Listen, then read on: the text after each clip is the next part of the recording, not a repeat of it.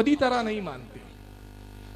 और अल्लाह रब्बुल इज़्ज़त ने अपने हबीब को बशर इसलिए बनाया कि बशर को तालीम देनी थी, इंसानों को तालीम देनी थी। इन बशरों में ताब ना थी कि नूर मुस्तफ़ा क्या दीदार कर सके। इसके ताल्लुक से मैं एक वाक़या सुना देता हूँ बुजुर्ग का। बहुत मशहूर बुजुर्ग गुजरे हैं जिनका नाम है हज़रत बायज़ीद बुस्तामी रहमतुल्लाह ताला अलैह। उन्होंने 70 साल इबादत की। 70 साल की इबादत के बाद अर्ज़ करते खाली के कायनात 70 साल से मैं तेरी बेलौस इबादत कर रहा हूँ, मौला एक इनाम चाहता हूँ। आवाज़ आई, क्या चाहता है बायज़ीद? अर्ज़ की, रब्बे कायनात तेरे हबीब को बेहिजाब देखना चाहता हूँ, हकीकत मोहम्मदी देखना चाहता हूँ। तेरे हबीब की हकीकत क्या है? अल्लाह ने फरमाया है बायज़ीद, मेरे हबीब को मैंने दुनिया में भेजा तो 70,000 गैबी बशरी पर्दे हायल किए।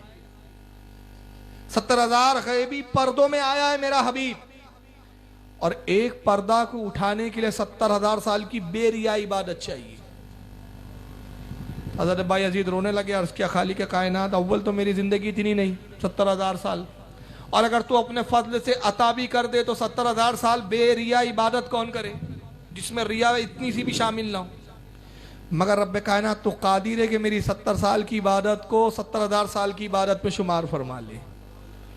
अल्लाह ने फरमाया, बायज़ीद तूने हमें कादिर कहा, कुदरत वाला कहा, हमने तेरी इबादत को शामिल किया। एक पर्दा हटाएंगे तो हकीकत मोहम्मदी को एक झलक देख पाएंगा। जा रोजे रख, अपने आप को ज़ाहिरन और बातिनन पाक को साफ कर ले, फिर फुला पहाड़ पर आना, हम अपने हबीब को वहाँ ज़ाहिर करेंगे। बायज़ीद बुस्तामी रहमतुल्लाह अलैह बड़े जल्लो कदर बुजुर्ग है जिनके बारे में गौसे आज़म ने फतुल गैब में बड़ी तारीफ़ें लिखी है, सरकार गौसे पाक ने। और उनकी तारीफ में एक जगह फरमाया फतुल गैब में कि बायज़ीद ने रब तबारक व तआला का दीदार किया। अल्लाह ने फरमाया, बायज़ीद नफ्स को निकाल कर फेंक दे। ये गौस पाक ने फरमाया है फतुल गैब में। तो बायज़ीद फरमाते, मैंने नफ्स को ऐसे अपने आप से निकाल कर फेंका जैसे सांप कुचली निकाल कर फेंक देता है, चमड़ी निकाल के फेंकता है। यानी गौस पाक इससे ये बता रहे कि बायज़ीद एक ऐसे बुजुर्ग थे, बायज़ीद बुस्तामी रहमतुल्लाह, जिनमें नफ्स था ही नहीं। और इनकी फजीलत बता दूं, ये कहाँ रहते थे? बुस्ताम। ये आता है इलाका ऑस्ट्रेलिया के अंदर, ये पुराना नाम है बुस्ताम। ऑस्ट्रेलिया में ये इलाका आता है। 6 महीने बर्फबारी होती है, खूब बर्फ गिरती है, कड़ाके की ठंडी पड़ती है। 6-6, 8-8 महीने सूरज नहीं निकलता। बायज़ीद बुस्तामी शब्बेदार थे, रोजाना रात भर इबादत करते थे, रोजाना रात भर। एक दिन जब थोड़ा सा आराम करने के लिए नींद लगी, सोए और उठे तो देखा तो एहतलाम हो गया था, नापाकी की हालत। आपने अब गुस्ल के लिए तैयारी शुरू की, बर्फ को लाया, बर्फ होती थी वहाँ, उसको तोड़ा और पानी रखा कि इसको गर्म करो और गुस्ल करो। कड़ाके की ठंडी पड़ रही है। तो नफ्स ने कहा, नफ्स में ख्वाहिश पैदा हुई कि बायज़ीद आज की रात सो जा, रोज तो इबादत करता है, फजर से पहले उठ जाना, गुस्ल कर लेना। आज अगर नफल ही तो पढ़ना है, अगर आज रात नफल ना पढ़ी तो कौन सा गुनाह हो जाएगा? भाई फर्ज तो नहीं है, नफल पढ़ना है। ये नफ्स ने कहा। तो दूसरे ही लम्हे अपने नफ्स को मुखातिब कहते हैं, मरदूद मुझे वर्गलाता है, इबादत से रोकता है, अभी तुझे सजा देता हूं। अब सजा क्या दी है नफ्स को मालूम है आपको?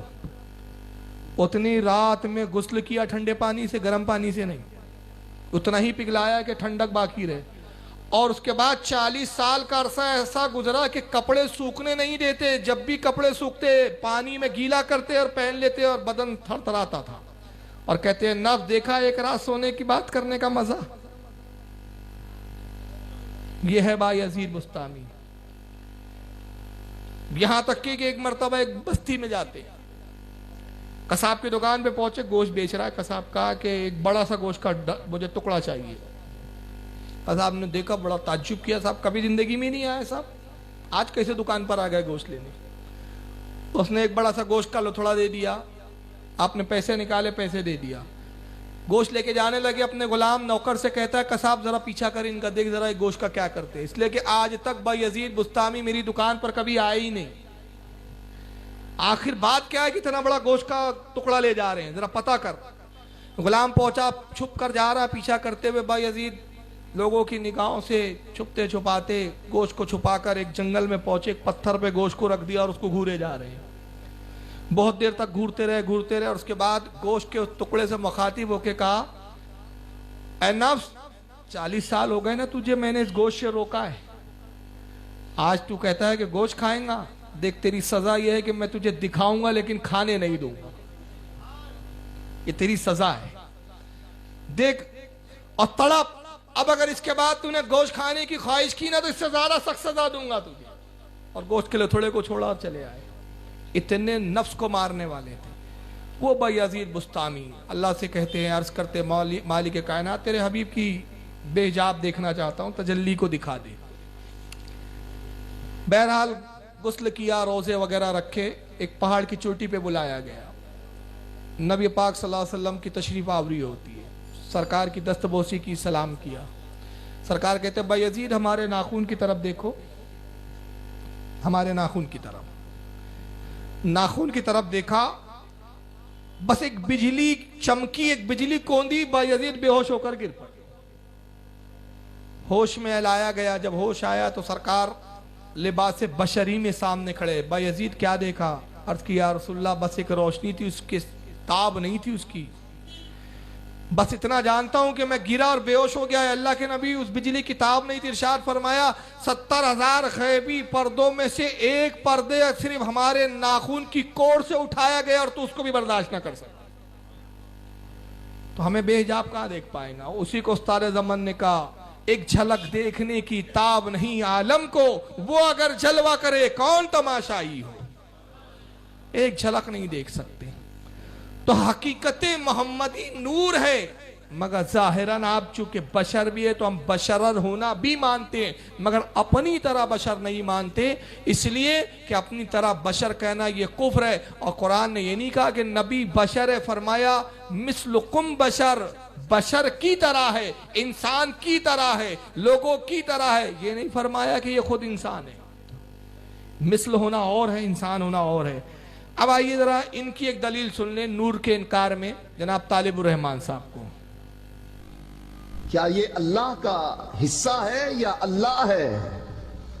अगर कह दिया जाए नूर मिन नूरिल्लाह, तो इसका माना यह है कि अल्लाह आमना के बतन से निकलता है, दाई हलीमा का दूध पीता है, मक्के वालों की बकरियां चराता है, और मक्के वाले उसको निकाल देते हैं, मदीने में जा छुपता है, और ओहद के मैदान में जख्मी होता है, और खंदक खोदते हुए भूख की वजह से पेट पर पत्थर बांधता है। लबो लहजा तो गुस्ताखाना था, गुस्ताखी तो घुट्टी में पिलाई गई है।